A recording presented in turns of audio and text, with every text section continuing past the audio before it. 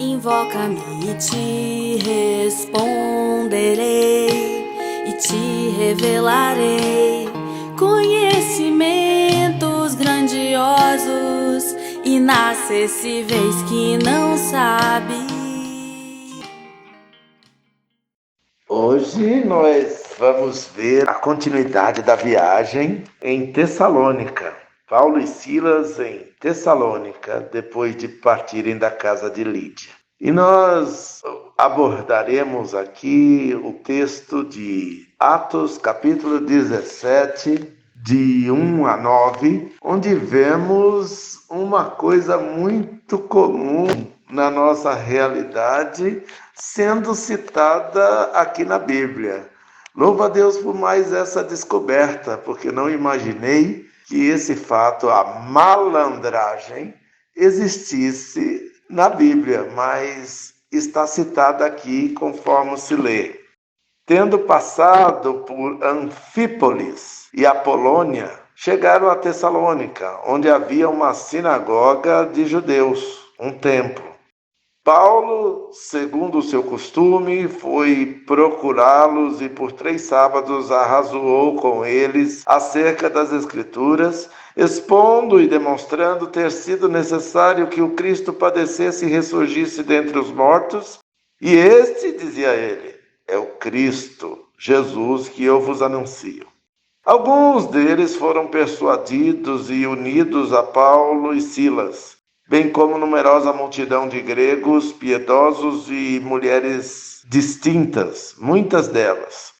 Os judeus, porém, movidos de inveja, trazendo consigo alguns homens maus dentre a malandragem, ajuntando a turba, a corja, a gangue, alvoroçaram a cidade, assaltando a casa de Jason, procuravam trazê-los para o meio do povo.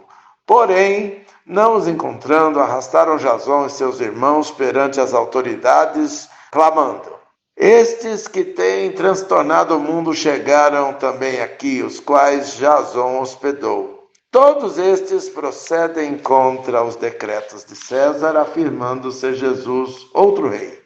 Tanto a multidão como as autoridades ficaram agitadas ao ouvirem estas palavras. Contudo, entretanto, apesar de, soltaram Jason e os mais, após terem recebido deles a fiança estipulada. Saindo do senso comum, nós vemos que a perseguição à igreja, neste momento aqui em Tessalônica, tinha tudo a ver com dinheiro.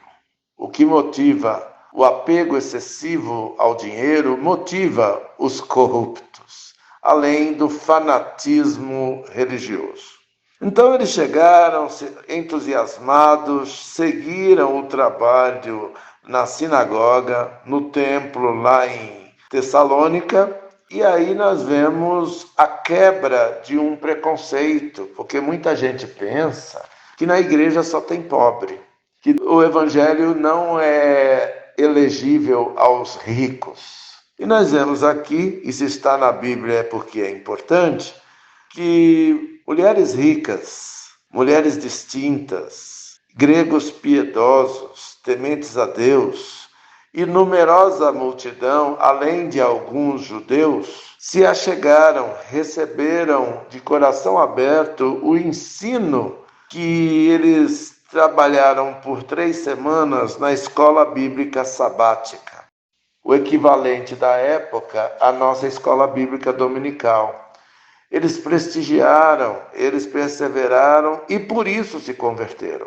Movidos de inveja, os judeus, trazendo consigo alguns homens maus, dentre os malandros, dentre a malandragem, ajuntando a gangue, eles, como não os encontraram, Deus os avisou, os irmãos tomaram providência e eles fugiram antes, eles pegaram a quem recebeu a visita pastoral, a quem foi hospitaleiro, na pessoa de Jason, e procuraram trazê-los para o meio do povo. E Jason, ao que tudo indica, era uma pessoa que tinha posses, devia ser um homem rico e uma figura proeminente naquela sociedade. Arrastaram a Jason e alguns irmãos, que devia ser um líder da comunidade que ali se reunia, e tinham a intenção de matá-lo mesmo. Botaram para fora e os acusaram de estarem gerando mal-estar no reino de César, contra os decretos de César, uma tipificação de Satanás, afirmando ser Jesus o rei, ou seja, a verdade. E as autoridades ficaram agitadas, e a multidão também, de malandros. Contudo, soltaram a Jason e os mais, pelo poder de Deus, pela misericórdia de Deus, após receberem a fiança, que não devia ser nada barato. Pagou, está resolvido. É isto que motiva o apego excessivo ao dinheiro, é a razão de todas as maldades embaixo do sol. Então, irmãos, neste mundo onde Mamon domina o sistema que jaz no maligno, vemos aqui que prevaleceu o trabalho evangelístico na segunda viagem sobre as forças do mal. Deus os livrou mais uma vez, com grande emoção. Eles seguiram viagem para Bereia. Que nós não permitamos que nada, nem ninguém, que nenhum malandro venha nos demover do entusiasmo na nossa viagem, que é boa, é uma viagem da vida abundante que Deus nos concede. Aqui não tem monotonia, os nossos dias não são lamentáveis, os nossos dias não estão sujeitos às circunstâncias. Nós olhamos para Jesus e com a gente não tem tempo ruim, porque a alegria do Senhor e a fé em Deus e no seu poder são a nossa força.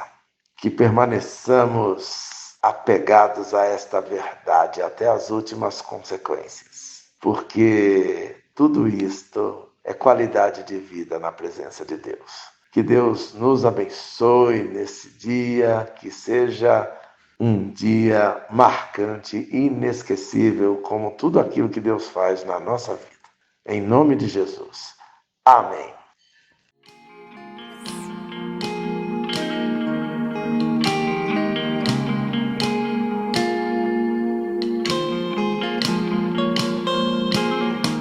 Invoca-me